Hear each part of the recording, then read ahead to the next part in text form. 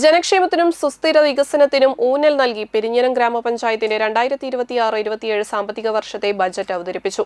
Panchayat president T K രാജുവിന്റെ അധ്യക്ഷതയിൽ ചേർന്ന യോഗത്തിൽ പഞ്ചായത്ത് വൈസ് പ്രസിഡന്റ് സന്ധ്യ സുനിൽ ബജറ്റ് അവതരിപ്പിച്ചു. 57,74,14,388 രൂപ വരവും 56,92,55,720 രൂപ ചിലവും 81,58,668 രൂപ നീക്കിയിരിപ്പും പ്രതീക്ഷിക്കുന്ന ബജറ്റാണ് അവതരിപ്പിച്ചത്. ആരോഗ്യമേഖലയിൽ പെരിഞ്ഞനാരോഗ്യം സമഗ്ര ആരോഗ്യ പദ്ധതിയുടെ ഭാഗമായി പാലിയേറ്റീവ് രംഗത്തിന് സമാനമായ രീതിയിൽ വയോജനങ്ങളെയും വീടുകളിലെത്തി പരിചരിക്കുന്ന മൊബൈൽ ക്ലിനിക് സംവിധാനം CSR ഫണ്ടുമായി യോജിപ്പിച്ച് നടപ്പിലാക്കും. ഇതിനായി 40 ലക്ഷം രൂപ വകയിരുത്തിയിട്ടുണ്ട്. ഭവന നിർമ്മാണം, പുനരുദ്ധാരണം എന്നീ പ്രവർത്തികൾക്കായി 2,11,45,000 രൂപയും വനിതകൾക്ക് സ്വയം തൊഴിൽ സംരംഭങ്ങൾ ആരംഭിക്കുന്നതിനും തൊഴിൽ പരിശീലനത്തിനും തൊഴിൽ സൗകര്യങ്ങൾ വർദ്ധിപ്പിക്കുന്നതിനുമായി 5,30,000 രൂപയും വകയിരുത്തിയിട്ടുണ്ട്.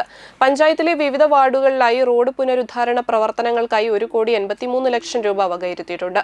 യോഗത്തിൽ panchayat secretary KB Muhammad Rafeeq, standing committee അധ്യക്ഷന്മാർ, പഞ്ചായത്ത് അംഗങ്ങൾ, ഉദ്യോഗസ്ഥർ തുടങ്ങിയവർ പങ്കെടുത്തു. കേരള സർക്കാരിൻ്റെ വികസന കാഴ്ചപ്പാടായ അടിസ്ഥാന സൗകര്യ വികസനം, സാമൂഹ്യ സുരക്ഷ, സുസ്ഥിര ഉൽപ്പാദനം എന്നീ ലക്ഷ്യങ്ങളെ മുൻനിർത്തിയാണ് നാം ഈ ബജറ്റ് വിഭാവനം ചെയ്തിരിക്കുന്നത്. ജനകീയാസൂത്രണത്തിൻ്റെ 30ാം വർഷത്തിലേക്ക് നാം കടക്കുമ്പോൾ അധികാര വികേന്ദ്രീകരണത്തിൻ്റെ യഥാർത്ഥ ഗുണഫലം ഓരോ ഗ്രാമീണനിലും എത്തിക്കുക എന്നതാണ് നമ്മുടെ ദൗത്യം.